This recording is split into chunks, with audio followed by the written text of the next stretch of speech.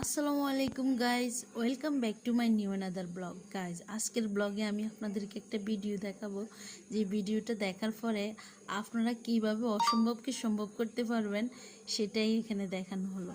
তো গাইজ, আপনারা ভিডিওটা দেখেন।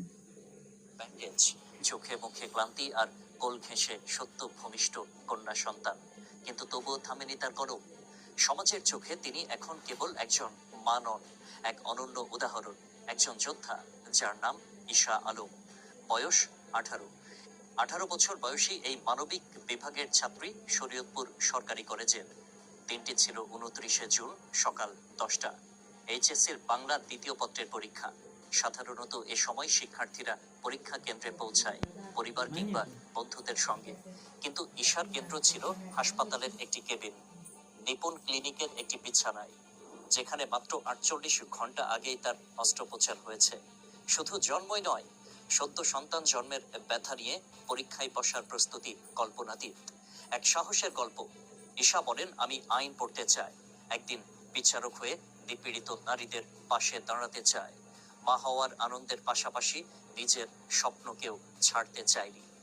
27শে জুন রাতে সিজারিয়ানের মাধ্যমে জন্ম দেন একটি কন্যা সন্তানের। তখনও পরীক্ষা চলছিল।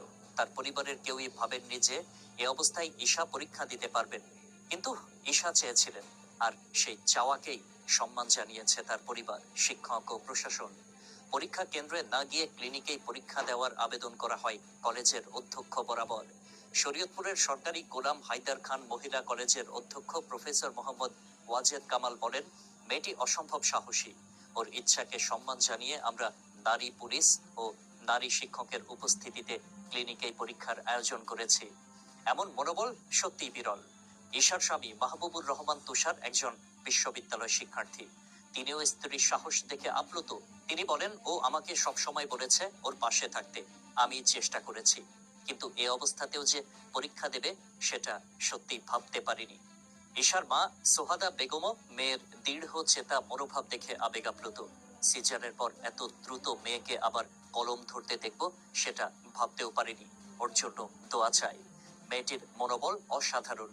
ওর চোখে মুখে ক্লান্তি থাকলেও পরীক্ষার জন্য ছিল অন্যরকম প্রস্তুতি।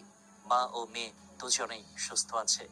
এইচএসসির হাজারো পরীক্ষার্থীর মধ্যে ঈশা আলম আলাদা হয়ে থাকবেন তার সাহস, সংকল্প আর সময়ের বিরুদ্ধে লড়াইয়ের কারণে। তিনি হয়তো পরীক্ষায় নম্বর কত পেয়েছেন তা নিয়ে মাথা ঘামান না, কারণ জীবন নামক পরীক্ষায় তিনি যে উত্তীর্ণ তা এক কথায় অকাট্য। আজকের দিনে যখন শিক্ষার পথে নানান বাধা এসে দাঁড়ায় মেয়েদের সামনে, ঈশার এই ঘটনা নতুন করে আশা জাগায়। হোক সে হাসপাতালের বিছানায়, চোখে ঘুমহীন রাতের ছাপ। যদি স্বপ্ন থাকে আর তাকে বাস্তবে রূপ দিতে সাহস থাকে, তবে কোনো কিছুই থামাতে পারে না।